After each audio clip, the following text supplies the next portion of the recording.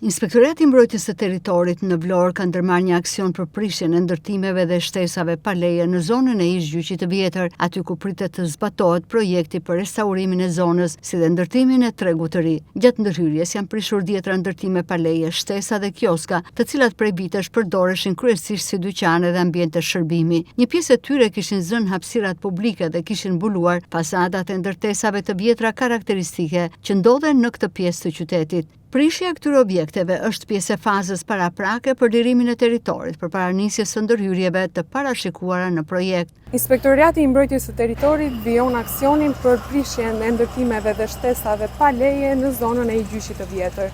Aksion ky i ndërmarr për t'i hapur rrugë rehabilitimit të tregut të ri. Aksioni pritet të vijojë edhe në ditët në vazhdim.